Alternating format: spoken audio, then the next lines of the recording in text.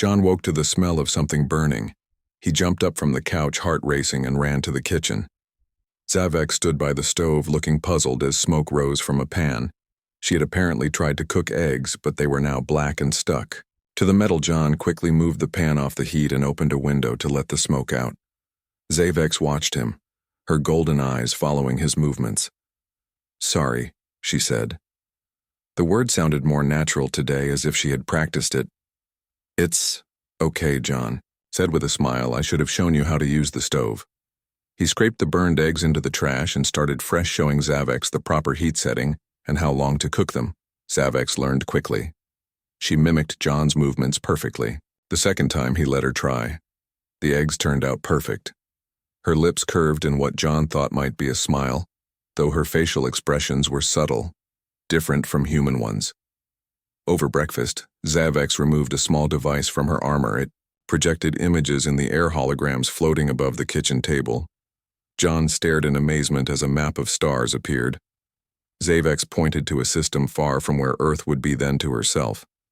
Then she pointed to another star, which John recognized as the sun, and then to Earth, and to John Scout she explained, "My work? Find new worlds, study." She moved her long fingers through the star map, zooming in and out, showing various planets and systems. "Ship broken," she added, pointing toward the mountain, where her craft lay hidden. "Emergency land." "How far?" John asked, pointing to her home system. Zavex made a gesture, and the map shifted, showing the vast distance. "Many light cycles," she said. "Time, different." His question seemed to amuse her, as if a child had asked about walking to the moon. After breakfast, they hiked back up to her ship. Zavex seemed stronger today. Moving with more confidence, John brought a backpack full of tools, though he wasn't sure any of them would work on alien technology. When they reached the hidden ship, Zavex pressed her device again and the camouflage faded, revealing the sleek craft. It looked even more impressive in the morning light. The material seemed to absorb and reflect sunlight in ways that made it shimmer, like oil on water. Zavex placed her hand on a section of the hull, and a door slid open silently. She gestured for John to follow her inside. The interior was small, but efficiently designed, with what looked like a pilot seat and various control panels. The symbols and displays were unlike anything John had seen. Some glowed with soft blue light, others pulsed with colors John couldn't even name. Zavex pointed to a section beneath a panel broken. She said. She removed the panel, revealing a complex array of components. John didn't recognize any of them, but he could see that some were damaged. There were burned sections and parts that seemed to be misaligned. John studied the components. They were advanced beyond anything he had ever seen, but they still followed logical principles. There were things that looked like circuit boards, though far more complex. Connectors that linked different systems, components that might be power sources or regulators. It was alien, but not incomprehensible. Zavex watched as John carefully examined everything without touching. "I fix engines on Earth," John explained, pointing to himself. "Cars, trucks, machines," he mimed, turning a wrench. "Different, but maybe I can help." Zavex considered this, then nodded. She began, explaining the systems using simple words mixed with gestures and occasionally pulling up diagrams on her holographic device. Her English improved by the hour, as if her brain was specifically designed to absorb languages. John learned that her ship was powered by something Zavex called void energy, harvested from what humans might call dark matter. The navigation system had failed, causing the ship to drop out of what she called fold space, their equivalent of faster-than-light travel, the emergency. Systems had targeted Earth as the nearest habitable planet. For the next several hours they worked together. John brought tools from his workshop. Some worked, others did not. Zavex improvised using materials John provided, combined with components from less essential systems in her ship. She seemed impressed by John's ability to understand alien technology and his creative solutions to problems. "We need this," John said, pointing to a diagram of a component that had been completely destroyed. In the crash, Zavex frowned. "Not here," she said. "Earth not have." John thought for a moment, then had an idea. "Maybe we can make something similar." He pulled out his phone and showed Zavex pictures of electronic stores and hardware shops. We might find parts we can adapt. Zavex looked uncertain. Humans see me, she said, gesturing to her clearly non-human features. John nodded, understanding the problem, then realized the solution. Wait here, he said. He hiked quickly back to his cabin and returned with clothes, a hat, and large sunglasses if we go at night. Cover you like this, maybe people think you're human. Just strange. Zavex tried on the clothes. John's flannel shirt hung loosely on her slender frame. The jeans needed a belt. The hat covered her slightly, pointed ears. The sunglasses hid her golden eyes. She examined herself in a reflective surface of her ship. Look human, she asked. Turning to John, almost. John said, close enough in the dark. If we go to a 24-hour store. Few people, no questions that night. They drove to a city about 50 miles away. Zavex sat quietly in the passenger seat of John's truck, watching the world pass by. Everything seemed to fascinate her. The highway lights. Other cars. The buildings of the city. She asked questions constantly. What is that building? Why do cars stop at red lights? Why do humans paint their homes different colors? John answered as best he could, sometimes realizing how strange human customs must seem to an outsider. Why do we have lawns? Because we like looking at grass. Zavex seemed to find this particularly puzzling on a planet with so many natural wonders. At the 24-hour electronics store, John guided Zavex through the aisles. She kept her head down and stayed close to him. They filled a cart with various components. Most customers ignored them. The sleepy cashier barely looked up as John paid in cash back at the cabin. They spread their purchases across the kitchen table. Zavex sorted through them quickly, discarding some, keeping others. She began to combine parts in ways they weren't designed for, using tools from both John's workshop and small devices from her ship. John watched in amazement as she transformed ordinary Earth technology into something new. Something that might work with her advanced systems. Her fingers moved with incredible precision, soldering wires thinner than human hair, fusing materials together with a tiny tool that emitted heat in a highly focused way. Your technology primitive but useful, she said as she worked. Materials, simple but good basis. John's mind reeled at the idea that the most advanced electronics on Earth were considered primitive to her. They worked through the night. Zavex seemed to need less sleep than humans. By morning, they had created several components that might replace the damaged parts in her ship. They looked nothing like the originals being cobbled together from Earth technology, but Zavex seemed pleased. They hiked back up to the ship, carrying their creations carefully. When they reached it, Zavex immediately began installing the new components. She made adjustments, connecting them to her ship systems, modifying them further with tools John didn't understand.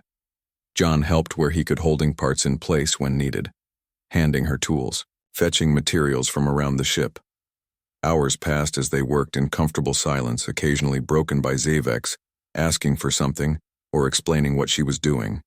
As the sun began to set, Zavex stepped back from an open panel. Let us test, she said. She pressed several controls on a nearby console. The ship hummed to life. Lights flickered across control panels. Displays lit up, showing information John couldn't read. The hum grew louder, then settled into a steady rhythm. Zavex watched the displays intently. Then suddenly the hum stopped. The lights dimmed, then went out. Not enough power, Zavex said, disappointment clear in her voice. Need more help. John nodded, determined. Well, try again tomorrow, he said. We can get more parts. Maybe something better. That evening as they ate dinner, John felt the need to ask the question that had been on his mind all day. Will your people come looking for you? Zavex was quiet for a moment. Protocol, no rescue for scouts. She finally said, must return, alone or not return.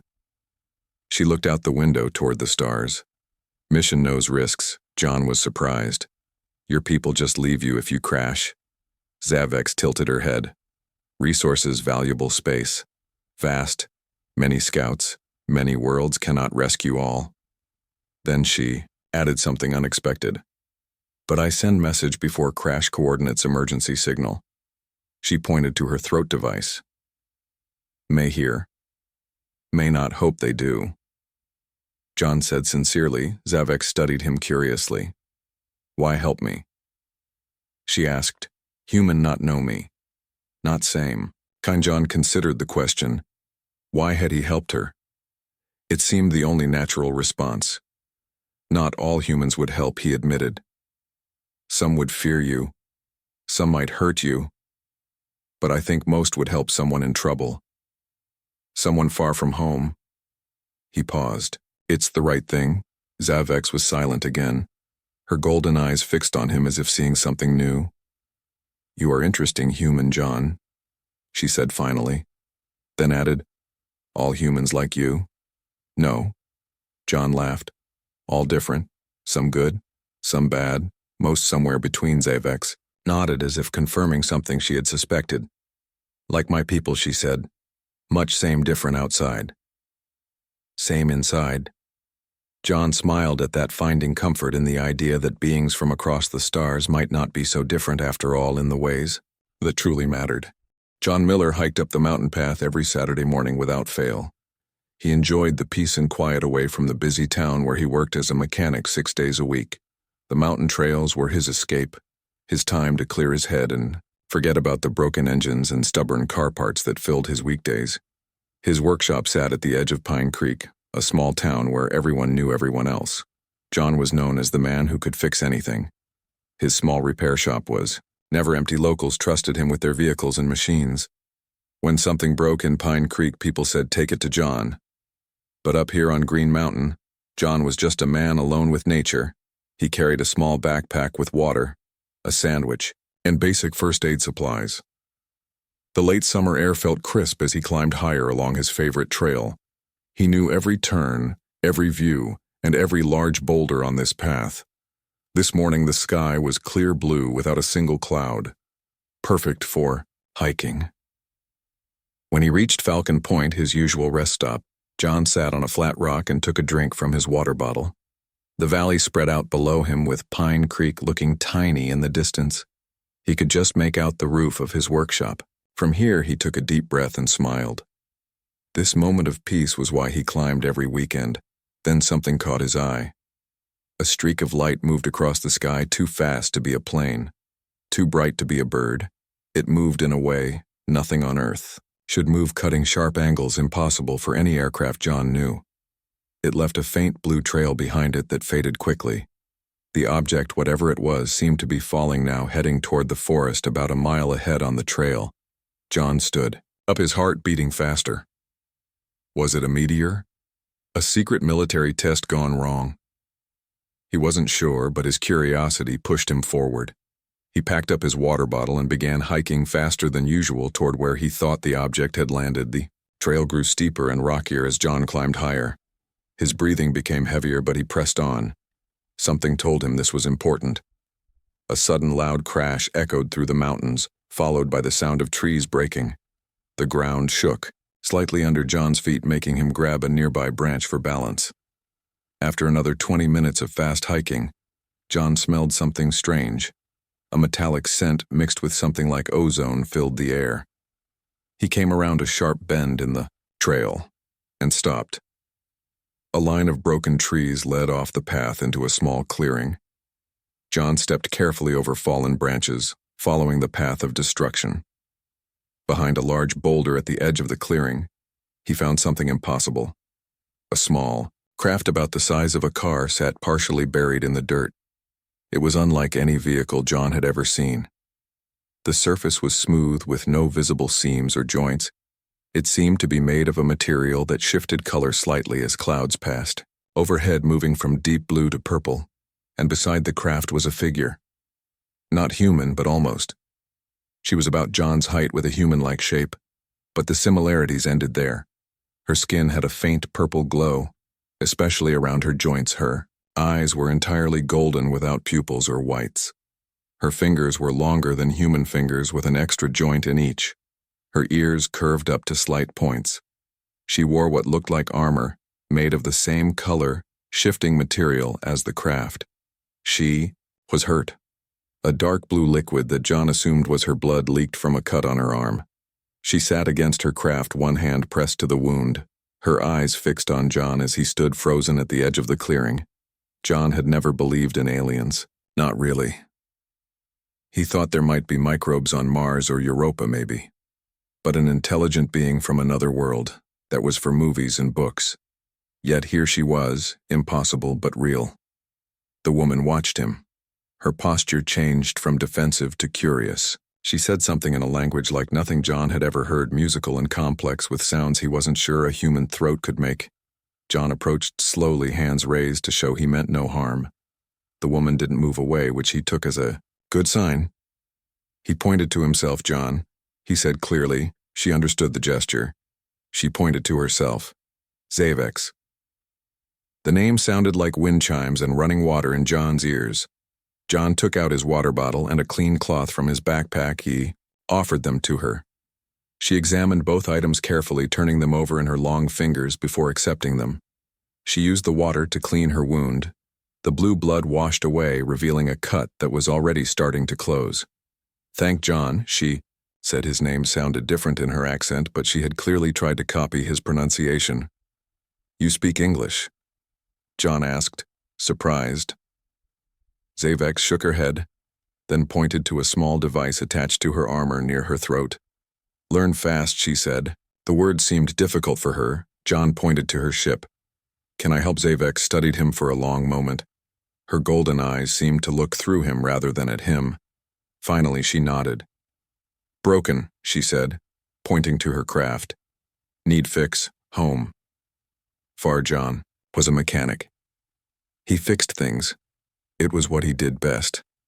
Even if this was technology beyond anything on Earth, maybe some principles were the same. He pointed down the mountain. My home. Not far. Rest first.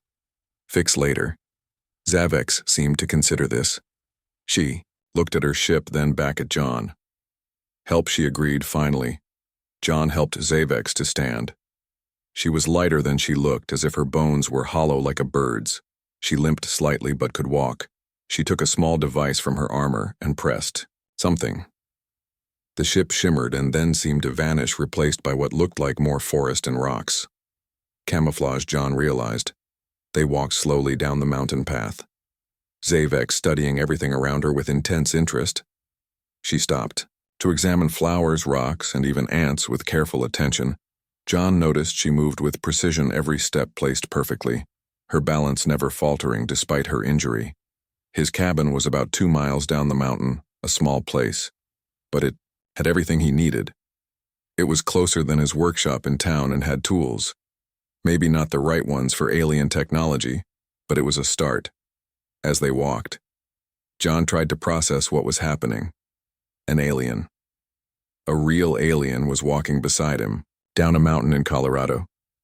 The world had changed forever in the last hour, but only he knew it. Yet strangely, he wasn't afraid, just curious, and determined to help. Zavex stopped suddenly, head tilted, as if listening. She pulled John behind a large tree just moments before a group of hikers rounded the bend in the trail. John held his breath as the hikers passed by, laughing and talking, never noticing the man and alien woman hiding just feet away. No others, Zavex said after they had gone. Secret John understood she didn't want to be seen by other humans. Maybe she wasn't supposed to be here at all. Or maybe she was afraid of how people might react. John had seen enough movies to know it probably wouldn't go well. They continued down the path more, carefully now hiding whenever they heard voices. As the sun began to set, they finally reached John's cabin. It was small, but had everything needed. A main room with a kitchen area, a small bedroom, and a workshop attached to the side. Zavex studied his home with great interest, especially his tools. She picked up a wrench, turning it over in her hands, examining it from all angles. Then she did the same with a screwdriver and a hammer. Each tool seemed to fascinate her. John made a simple meal, soup and bread. Zavex watched him cook with the same intense curiosity she had shown for his tools. When he offered her a bowl, she sniffed it carefully before tasting a tiny amount. Her eyes widened in what John thought might be surprise or pleasure. She ate slowly, savoring each spoonful. As night fell, John showed Zavex the small bedroom. She examined the bed, the blankets, and pillow with her usual thorough attention. Then she turned to John's sleep. She said, pointing to the bed. "You," John shook his head. "You sleep there." "He'll take the couch," Zavex seemed to understand. She sat on the edge of the bed, testing its softness. "Thank John," she said again. John nodded, wondering what tomorrow would bring. An alien had crashed near his hiking trail he was harboring, her in his cabin, and somehow it all felt strangely right, like the beginning of something important, something that would change everything. The next day dawned clear and cool. Perfect weather for hiking up to the ship. Mary arrived early, bringing the promised equipment from the radio station along with some additional components she thought might be useful. John had packed all their tools and the nearly completed signal booster wrapped carefully in blankets. They loaded everything into John's truck and drove as far up the mountain road as possible, then began the hike to the ship site. Zavex moved swiftly, despite carrying a heavy pack. Mary struggled a bit with the altitude but kept pace. Her excitement about seeing an actual alien spacecraft gave her energy. When they reached the clearing, Zavex deactivated the camouflage, revealing her ship. Mary stopped in her tracks, her mouth open in amazement. "It's beautiful," she whispered. The ship's smooth lines and shifting colors caught the morning sunlight, looking both organic and mechanical at once. Zavex led them inside. The interior seemed cramped with 3 people, John and Mary watched as Zavex connected their signal booster to her ship's systems. She worked methodically, checking each connection, testing power flow, making small adjustments. Mary asked questions constantly, her curiosity insatiable. Zavex answered patiently, explaining alien concepts in simple terms. Finally, the signal booster was installed. Zavex activated the ship's communication array. The booster hummed as power flowed through it. Lights blinked across its surface, a combination of LED indicators. John had installed an alien technology. Zavex had integrated. Zavex checked readings on her ship's displays. "Signal stronger," she confirmed. "Much stronger." She showed them a visual representation of the broadcast radius. Before, a small sphere around Earth, now a much larger area extending well beyond the solar system.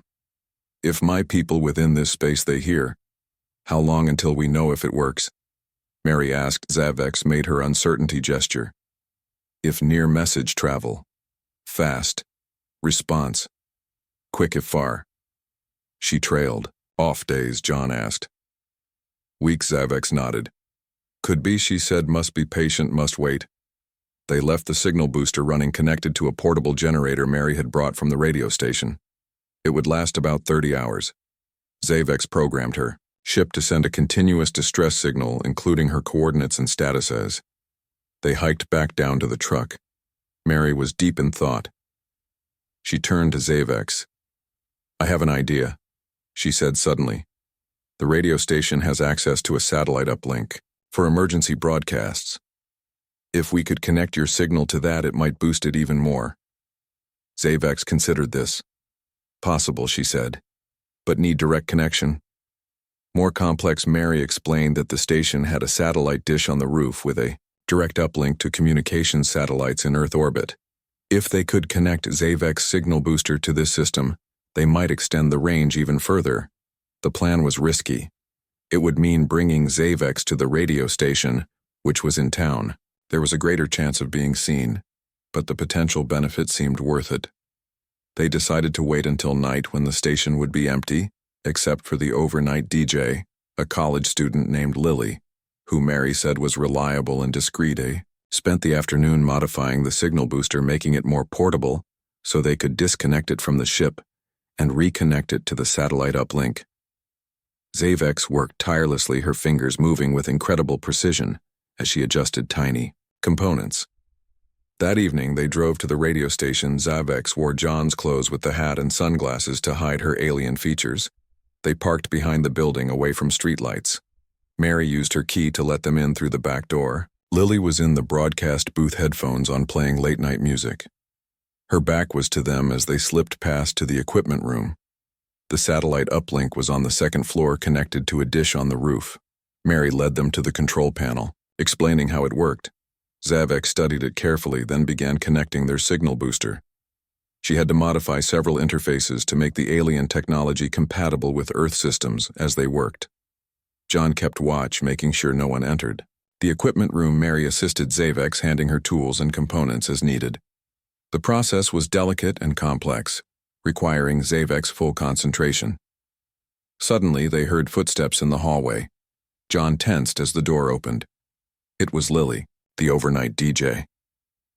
Her eyes widened as she saw them, particularly Zavek's, whose hat had slipped, revealing her slightly pointed ears, and whose sunglasses were off, showing her golden eyes. Before anyone could speak, Mary stepped forward. "Lily, this is important. Station business," she said firmly. "I need you to go back to the booth and keep working. Do not mention this to anyone."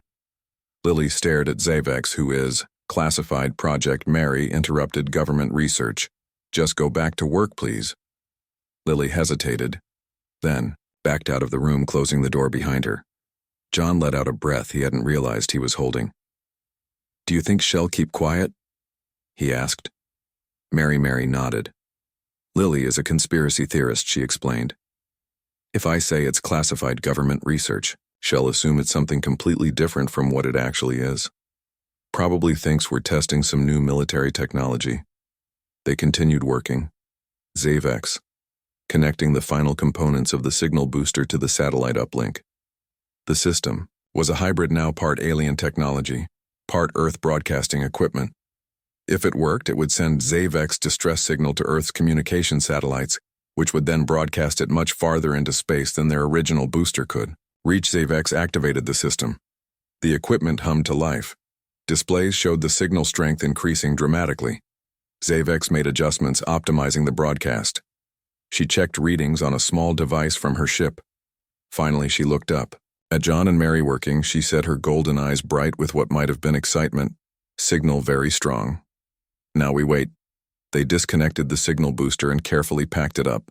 The satellite uplink was now programmed to continue broadcasting. On the frequency Zavek had specified, Mary would need to check on it periodically to ensure it remained operational.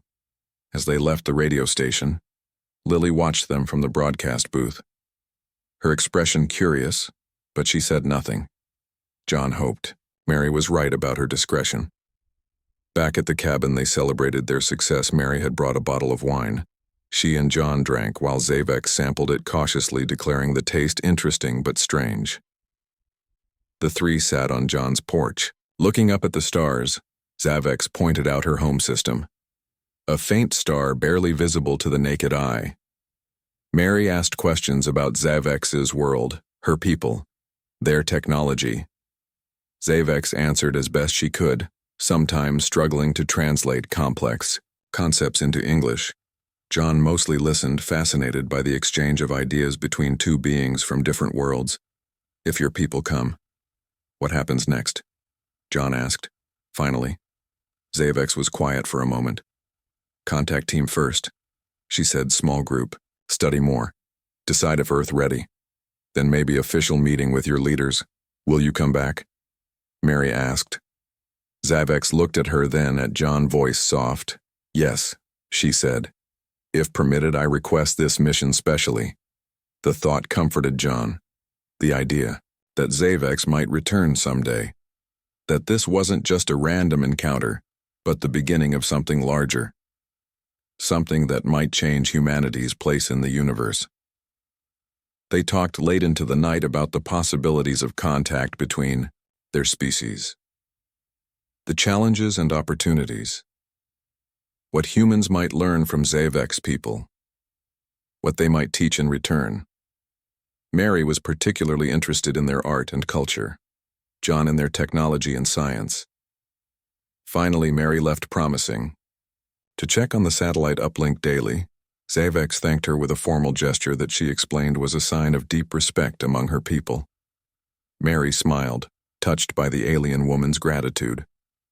Over the next few days, John and Zavek continued to monitor for any response to her distress signal. They visited the ship each day, checking the communications array and making minor adjustments.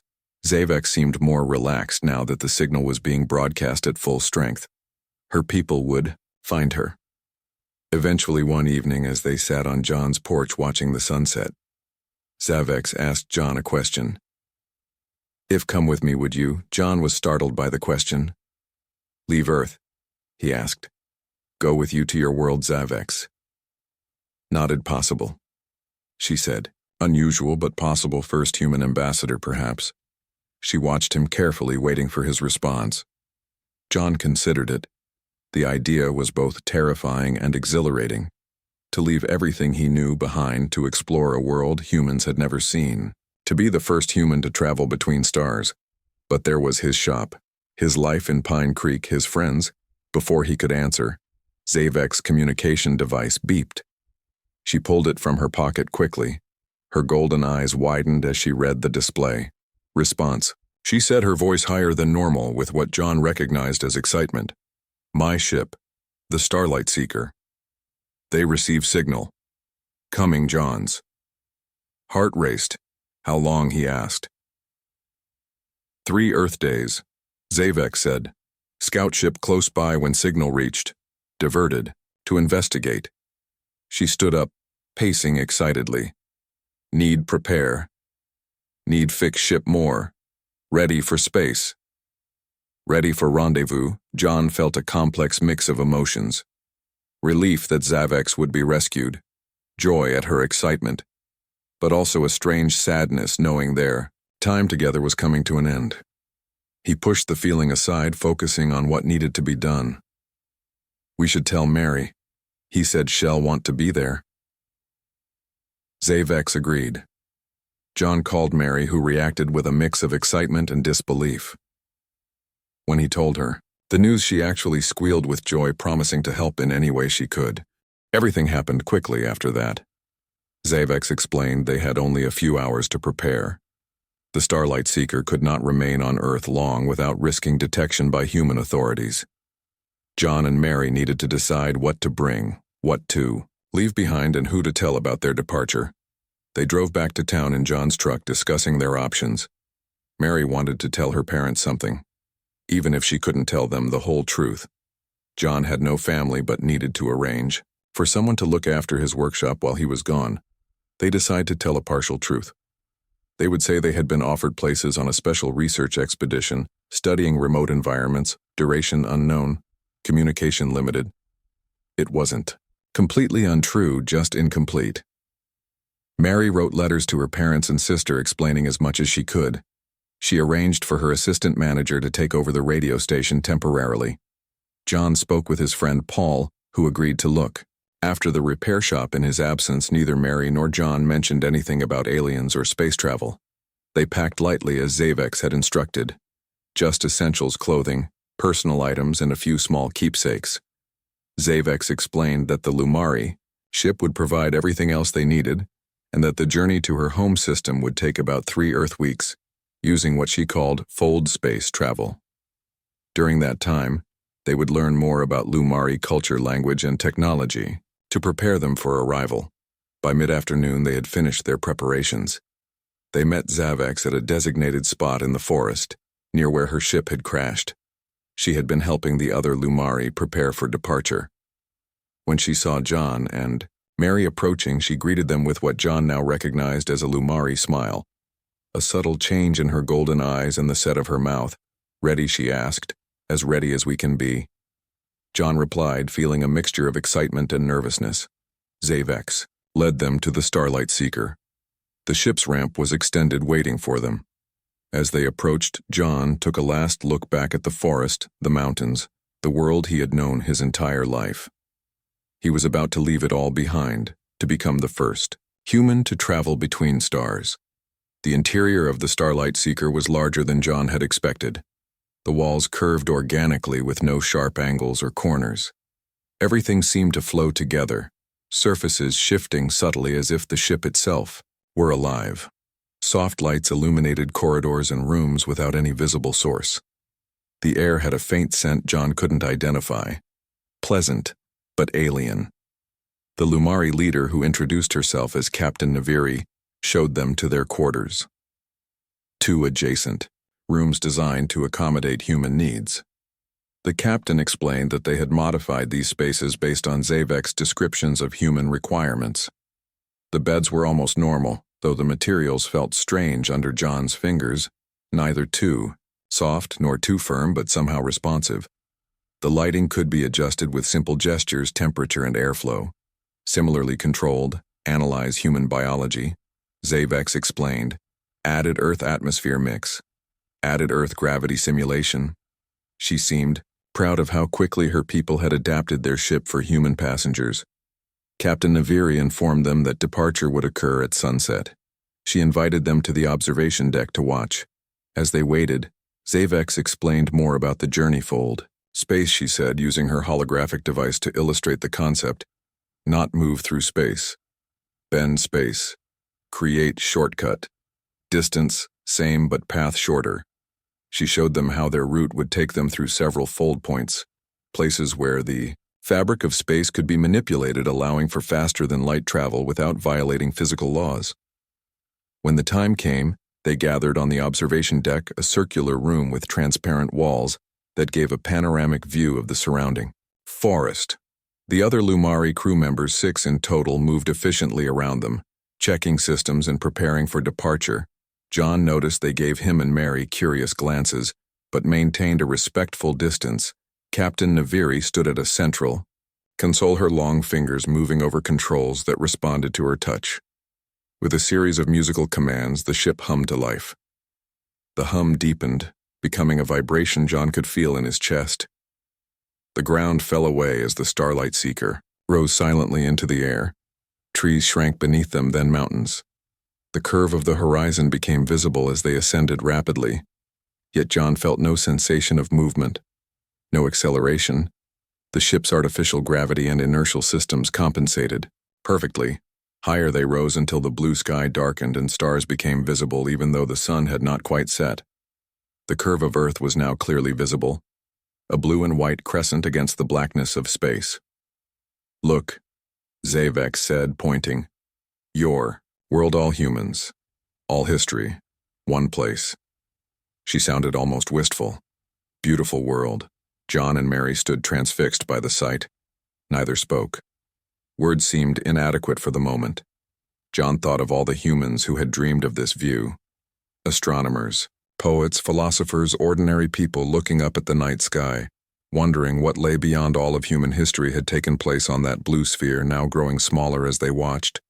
The ship accelerated away from Earth, the moon coming into view. Then shrinking behind them, Mary gasped as she realized how fast they must be moving. Yet still there was no sensation of speed. Captain Naviri spoke to her crew. The ship altered course slightly. A display showed their position relative to the solar system. They were already past Mars, heading toward the outer planets. Prepare for fold space, Captain Naviri announced. All secure. Zavex guided John and Mary to special seats designed to support them during the transition.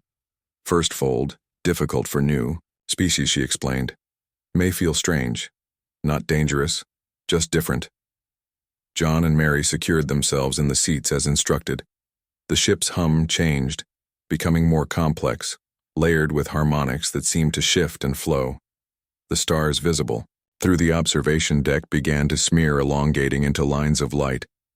Then something happened that John's mind struggled to process. The space around them seemed to fold in on itself. Stars twisted in impossible ways. Light bent and stretched. A sensation washed over him, not exactly painful but profoundly disorienting, as if his body was being gently pulled in several directions at once. And then it was over. The stars reappeared, but in completely different configurations. This was not the night sky. John knew these were stars no human had ever seen with the naked eye. First fold complete. Captain Naviri announced, 23 more to home system. Mary looked pale but excited. That was incredible, she said. Her hands were shaking slightly, but her eyes were bright with wonder. How fast are we going? Zavex made a gesture equivalent to a shrug. Not speed, she tried to explain. Not moving through space. Moving space itself. Distance shorter, not ship faster. She seemed frustrated by the limitations, of English to explain the concept. Over the next few hours, Zavex and other crew members gave John and Mary a tour of the ship. They saw the engineering section where luminous energy pulsed through conduits, the medical bay with diagnostic equipment. Unlike anything on Earth, the research labs where Lumari scientists studied samples from countless worlds. They learned that the Starlight Seeker was primarily a research vessel designed to follow up on discoveries made by scouts like Zavex the Ray. Ship carried specialists in various fields: biology, astronomy, linguistics, cultural studies. The crew seemed genuinely excited to have humans aboard, the first of their species to travel between stars. Each fold jump took them farther from the solar system, deeper into what humans called the Milky Way between jumps. Zavex began teaching John and Mary the basics of Lumari language and customs. Their hosts provided special devices that helped translate and accelerate learning. John found himself absorbing information at a remarkable rate. During meals, which consisted of synthesized foods designed to be both nutritious and appealing to human tastes, the Lumari asked endless questions about Earth. Why do humans live in separate nations rather than one planetary society? Why do you still use fossil fuels when solar energy is abundant? Why do you have so many languages? What purpose does art serve in human culture? The questions were probing but never judgmental. The Lumari seemed genuinely curious about human ways. John and Mary asked just as many questions in return. How many worlds had the Lumari visited? How many other intelligent species had they encountered? How was their society organized? What was their history? How did their technology work? The Lumari answered, patiently explaining complex concepts in terms humans could understand. Zavex acted as their primary guide and teacher. She seemed to enjoy her role as cultural interpreter. John noticed she had a special interest in human creativity and problem-solving. She was particularly fascinated by John's stories about fixing machines and Mary's descriptions of human music and storytelling. One cycle, as the Lumari called their days, about halfway through the journey Zavex took John aside while Mary was learning about Lumari biology in the science lab. "You adapt well," she said. "Humans learn fast, not afraid, not overwhelmed." This good John smiled. "I think we're still overwhelmed," he admitted. "Just hiding it." "Well," Zavex made the gesture. "He recognized as amusement council interested in you," she said. "When we arrive, many questions, many tests, not harmful, just curious, can say no, if wish." John nodded. "I understand. We expected that. We're probably the first humans you've studied up close." "First live humans," Zavex confirmed. Her phrasing made John raise an eyebrow, but she did not elaborate. The next morning, John woke to find Zavex already working at the kitchen table. She had disassembled his microwave and was integrating parts of it with their creations from the previous day. Her fingers moved with incredible speed and precision, connecting tiny wires and adjusting components. "Need power source," she explained without looking up. This help, maybe John made coffee and watched her work. The way she understood technology was amazing. She could look at Earth devices and immediately grasp their function, their potential, and their limitations. Where John saw a microwave, Zavex saw components that could be repurposed. After breakfast, they returned to the ship. Zavex carrying their new power source component carefully. They spent hours installing it, connecting it to the ship systems and making adjustments. Zavex explained that her ship normally used void energy, but this Earth-based power source might provide enough emergency power to run basic systems. This time, when Zavex activated the ship, the hum was stronger. The lights stayed on. Displays flickered and stabilized. Zavex moved quickly, checking various readings and pressing controls. Her expression was hard for John to read, but she seemed pleased. "Diagnostics," she explained as she worked. "Life support, good navigation, partial engines." She made a gesture that John interpreted as somewhat functional. "Not enough for fold space," she added, "but maybe enough for orbit, maybe enough for main systems," as she worked. John noticed something on one of the displays. It looked like a signal being sent out. The pattern repeated over and over. Zavex saw him looking. Distress call, she said. Always sending message to my people. She hesitated. Maybe they hear. Maybe not space. Big how long will it take them to come if they hear it? John asked. Zavex made a gesture he had come to recognize as uncertainty. Depends, she said. If near my sector days. If not. She looked at the stars visible through the ship's viewport. Weeks, months. She didn't need to add the possibility that they might never come. John put a hand on her shoulder. You can stay with me until they come. Zavex looked at his hand, then at his face. Her golden eyes seemed to soften. Kind human. John, she said. Her voice had a musical quality he hadn't noticed before. They continued working on the ship, focusing on the navigation and communication systems. Zavex explained that if she could boost the distress signal, her people would be more likely to find her. She showed John diagrams of the communication array, parts of which had been damaged in the crash. We need something like radio tower, Zavex said, but stronger. Much stronger, John thought about it. I know where there might be something like that. He said, my friend Mary works at a radio station. Not far from here, Zavex looked uncertain. Other humans, she said. No safe. John understood her concern, but he also knew they needed help. Mary Lewis had been his friend since high school. She now managed the local radio station KPCR. She was trustworthy and, more importantly, had access to broadcasting equipment. I trust her, John said. Mary, help. No, tell others. Zavex considered this for a long moment, then nodded cautiously. Trust your judgment, she said, but careful, very careful. That evening, John called Mary asking if he could stop by the station the next day for advice on a personal project. He was deliberately vague, saying only that it involved radio signals. Mary sounded curious, but agreed to meet him after hours when the station would be empty.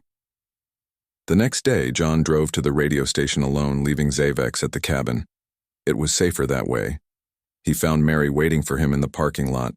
Her curly red hair was pulled back in a ponytail, and she greeted him with a warm hug. So what's this mysterious project, John Miller? Mary asked as she led him inside. The station was small, just 3 recording studios, a break room, and an equipment room. It served the Pine Creek area with local news, music, and talk shows. John had prepared a cover story. I found an old radio telescope in a junk sale.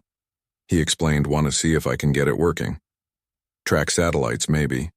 Mary raised an eyebrow. Since when are you into astronomy? Since last week, John said with a smile, trying to sound casual, just thought it would be interesting. Mary didn't seem entirely convinced, but she showed him the station's broadcasting equipment, explaining how it worked, what frequencies they used, and how the signal was amplified. John took notes and asked questions, trying to get the information Zavex would need. As they talked, John noticed a newspaper on Mary's desk. The headline caught his attention. Strange lights reported over Green Mountain. There was a blurry photo that might have been Zavex's ship during its descent. What's this? He asked, trying to sound merely curious. Mary glanced at the paper. Oh, that, she laughed.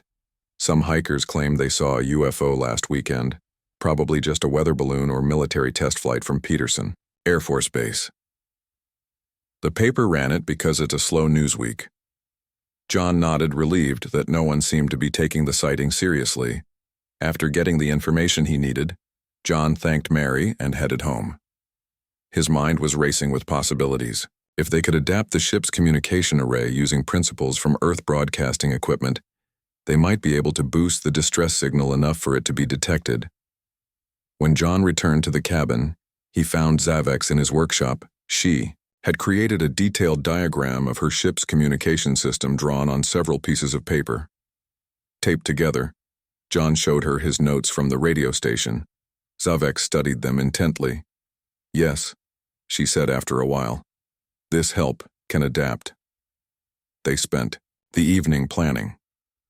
The ship needed to remain hidden, but they needed to boost its signal. Somehow Zavex suggested they could build a separate amplifier that could be connected to the ship, something that could draw power from Earth sources but enhance the alien technology. Over the next few days, they gathered more materials.